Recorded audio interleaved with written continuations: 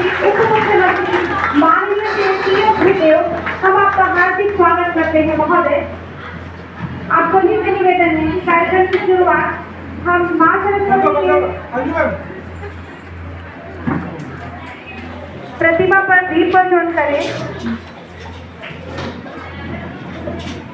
हम सभी आगंतुकों से निवेदन करते हैं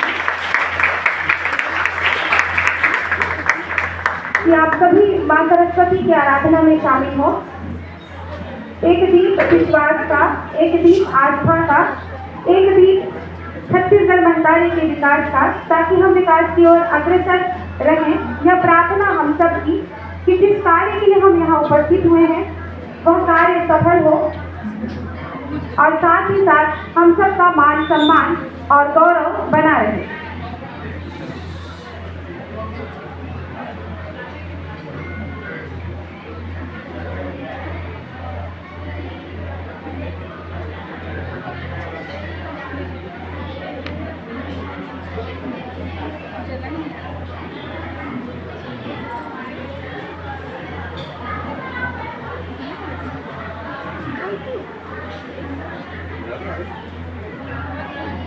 जब हम कौशल की बात करते हैं, साथ ही साथ स्वरोजगार को बढ़ावा देना, वित्तीय सहायता प्रदान करना, स्किलिंग के माध्यम से पारंपरिक कौशल को बढ़ावा देना एवं राष्ट्रीय मूल्यों को बढ़ावा देना, ऐसे कार्यक्रम जन शिक्षण संस्थान करता है। महोदय से निवेदन है कि आप शिक्षक स्मार्ट लर्निंग भी अपने कर्तव्यों से आप उसका उद्घाटन करें, ताकि नए जो प्रशिक्षणार्थी हैं उन्हें इसका लाभ मिले। धन्यवाद महोदय। आप सभी अतिथियों से निवेदन है उनकी तरफ से सम्मान आप अपने स्थान में रख जाएं।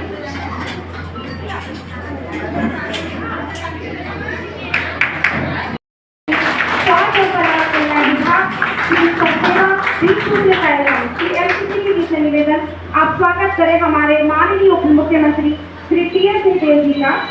बहुत धन्यवाद महोदय आदि से सेवा करने के लिए। हमारे बीच उपस्थित है श्रम कल्याण बोर्ड के अध्यक्ष श्री शफी अहमद जी।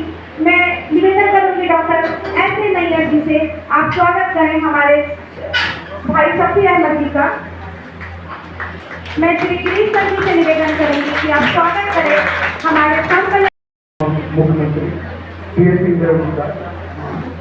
मैं बहुत ही शुक्रगुजार हूँ जो हर समय में हम सभी को मार्गदर्शन देते हैं, और मैं चाहूँगा कि स्वच्छता पखवाड़ा के समापन अवसर पर कंप्यूटर लैब का स्मार्ट कंप्यूटर लैब का जो उद्घाटन होने किया उसके लिए जोरदार तरीके से आप लोग स्वागत करें।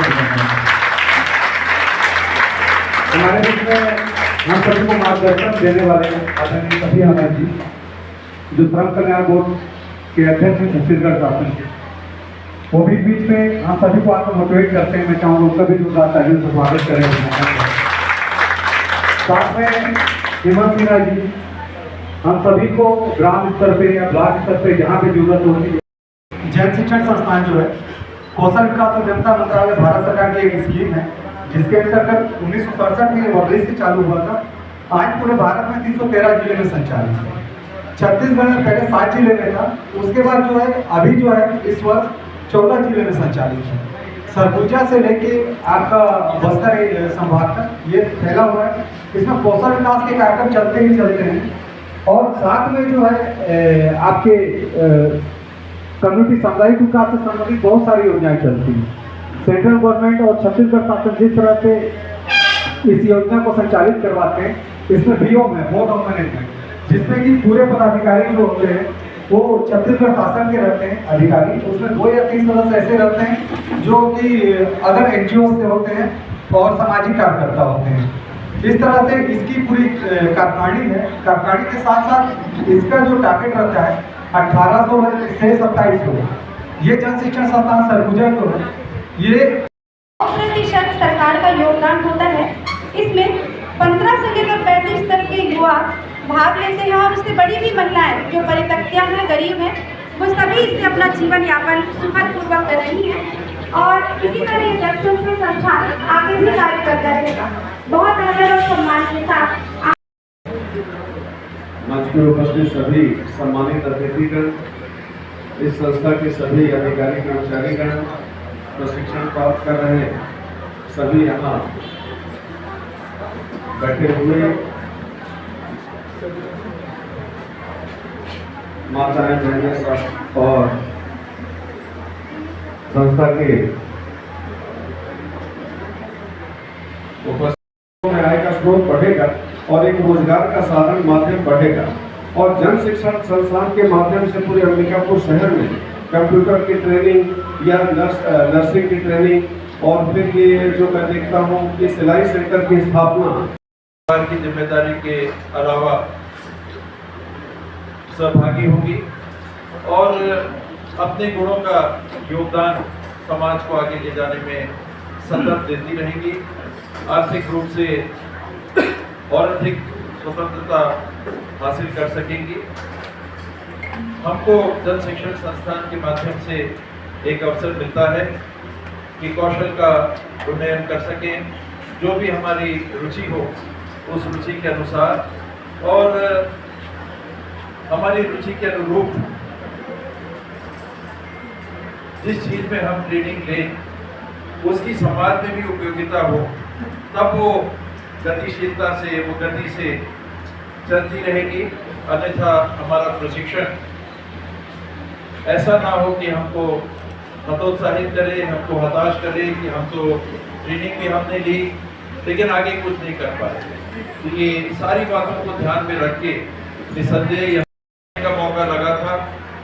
एक हवाई जहाज में जब हम बैठे थे, यात्रा कर रहे थे, मैगजीन एक मेरे हाथ में लगी और पर्यावरण से जुड़ी हुई बातें उसमें थी। मैं पलट रहा था, एक आर्टिकल को मैंने पढ़ा और वो पढ़ के और वो जान के मुझे भी आश्चर्य हुआ कि कई ऐसी वस्तुओं का हम इस्तेमाल आज करते हैं शायद अनजाने तौर पे, जिनको अगर हम उपयोग के बाद छोड़ देते हैं, जमीन में भी गाड़ देते हैं, तो उनको मिट्टी बनने में हम लोग मानते हैं कि डाल दिया तो अभी मिट्टी बन जाएगा और फिर से उपयोग में आ जाएगा। तो हजार हजार साल लगते हैं कुछ वस्तुओं का जो हम उपयोग करते हैं उनको मिट्टी का स्वरूप पाने में। कांच का उदाहरण ले लीजिए, अब रिसाइकलिंग की बात होने लगी है और उसका कारण यही है कि भंडार का भंडार लग जा रहा है दुनिया में। उपयोग करने के बाद जिन वस्तुओं के इस्तेमाल के बाद जो चीज़ें बच जाती हैं उनका हम क्या करें। एक और उदाहरण उस आर्टिकल में था, कई वस्तुओं का उसमें उदाहरण दिया था जो हमें मुझे भी लगता था कि नहीं ऐसा तो नहीं होगा, मेरे ध्यान में नहीं था। इतना जिसे हम कचरा कहते हैं एकत्रित होता है दुनिया में आज कि एक दिन में दक्षिण अफ्रीका के दक्षिणी छोर से उत्तरी छोर तक 5000 किलोमीटर लंबी एक से सटी हुई दूसरी ट्रक को हम खड़ा करते हैं। तो एक दिन में इतना कचरा एक दिन में हम विश्व में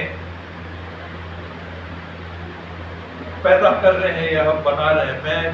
मेरे लिए भी वो समझने में, जब हम लोग बड़े हुए, घर में बहनें हैं और महिलाएं हैं जिनके संपर्क में हम लोग रहते हैं, उनके माध्यम से सैनिटरी पैड का उपयोग हम करते देखे कि बड़े हुए और ये मानते थे कि तो हर व्यक्ति करता होगा। लेकिन जब वो आंकड़ा सामने आया तो मुझे भी आश्चर्य हुआ कि इतनी बड़ी मात्रा में आज भी ग्रामीण क्षेत्रों में, अन्य क्षेत्रों में आर्थिक रूप से कमजोर संभवतः वर्ग की महिलाओं में कपड़े का उपयोग आज भी प्रचलन में है और उससे होने वाली यूटीआई की समस्या, सर्विकल कैंसर की समस्या वो हमारे ध्यान में नहीं आती।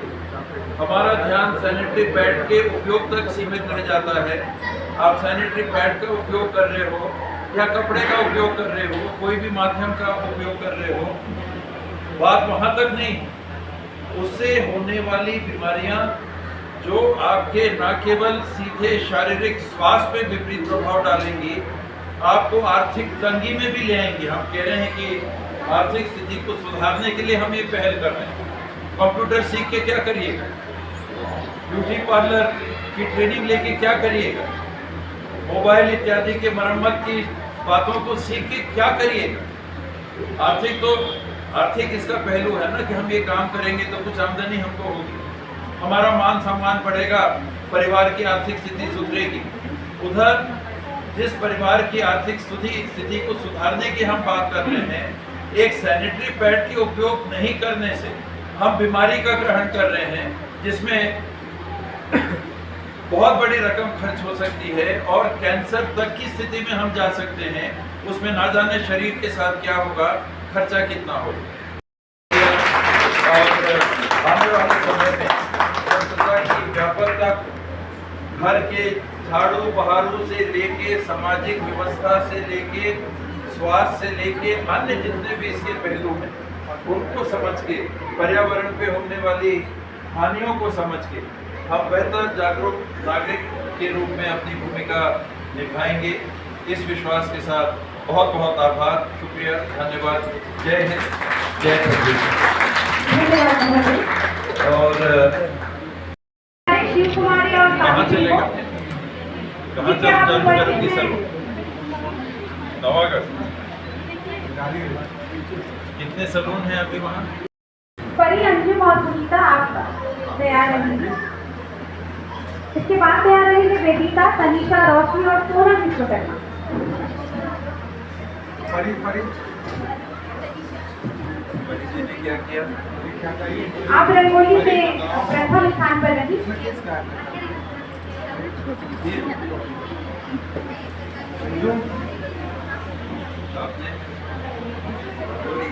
रंगोली में आपका हमारे पास बहुत कम है। आप सभी क्या विषय था? स्वच्छता। क्या लिखी आप? पुरस्कार वापस।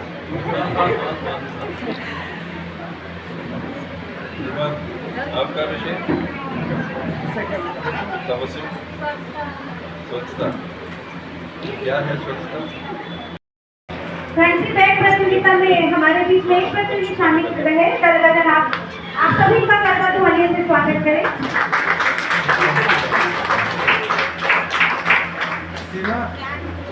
स्लोगन प्रतियोगिता हमारे बीच में हुई थी। आमंत्रण दे रही हूँ सीमा, रोजमाला और किरण को। स्लोगन प्रतियोगिता साक्षरता पखवाड़ा से संबंधित स्लोगन प्रतियोगिता का आयोजन किया गया था, जिसमें सीमा, रोजमाला और किरण।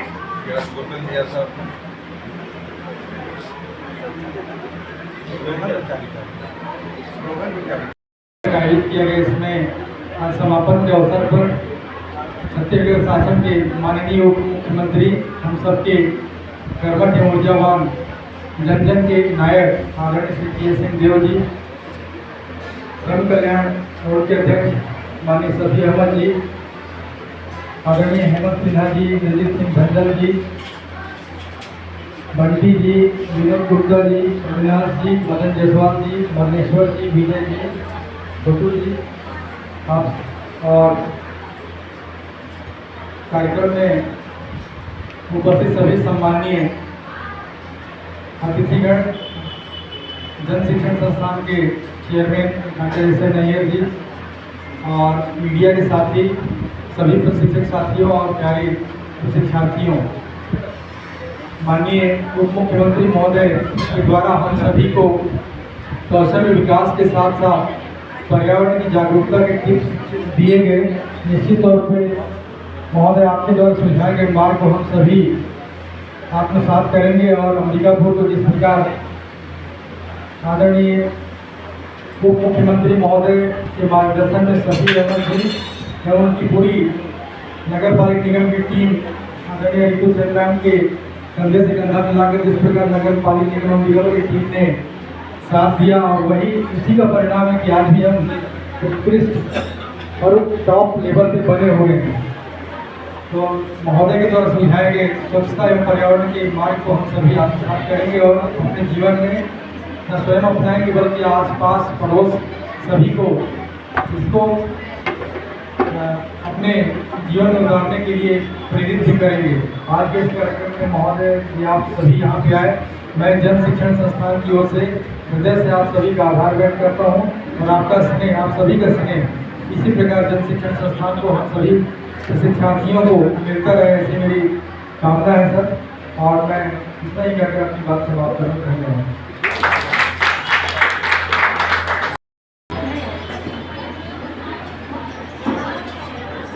सभी पीछे खड़े हो जाएंगे ना, सभी पीछे खड़े करिए, सभी खड़े हो जाएंगे।